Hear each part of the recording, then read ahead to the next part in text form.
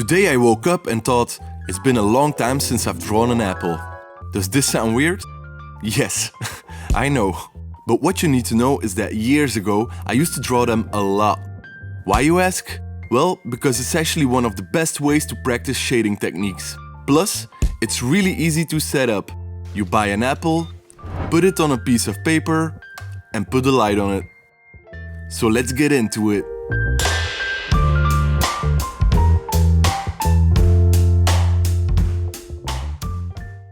We start off with drawing the rough shape of the apple. Kind of a circle, but we adjust the edges as we look at our reference. Then we draw the small dent and the stem that comes out of it. Also, I'm drawing the shape of the drop shadow.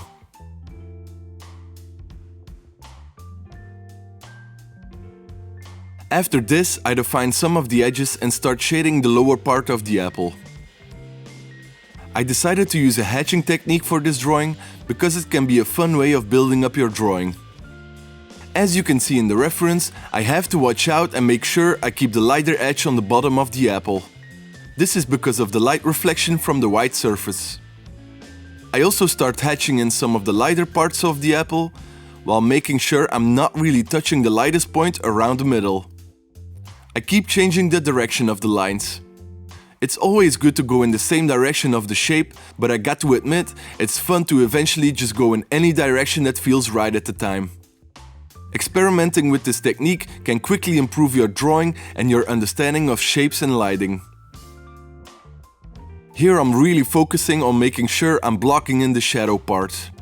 Feel free to exaggerate and make the contrast a bit higher, as this will make the drawing more dramatic.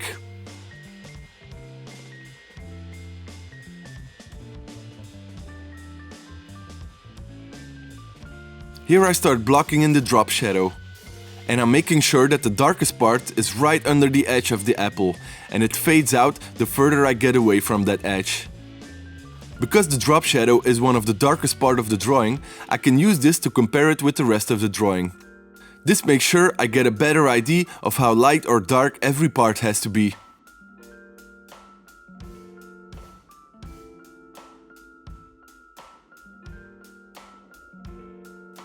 I start darkening up some of the shading on the right side and cross-hatching some more of the midtone in the rest of the apple. As always, make sure your eyes are constantly going back and forth between your reference and the drawing. Don't try drawing from memory, but focus on your reference, as you might discover some things you didn't see before. I have been drawing for years and years, and I feel like I'm still discovering new things with every drawing I make. That's why it's important to keep practicing with all kinds of objects, as every new thing you're drawing will create new challenges you didn't encounter before. As you can see, I keep in mind to not make the lower edges dark to make sure I can see the reflection of the white surface. Here I'm really starting to darken up some of the shadow parts to make the drawing really pop.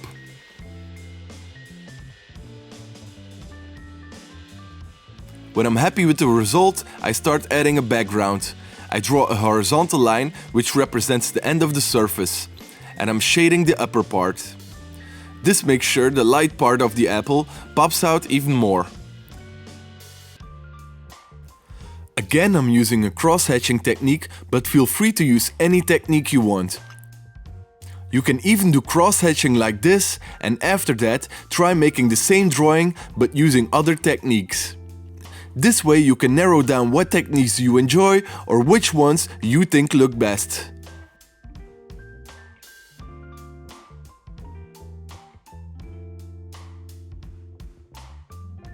I add some small finishing touches.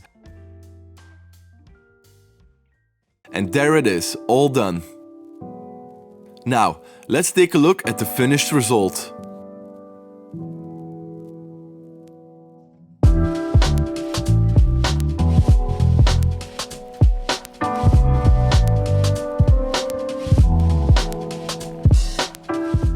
If you liked this video and want to learn more, feel free to like and subscribe.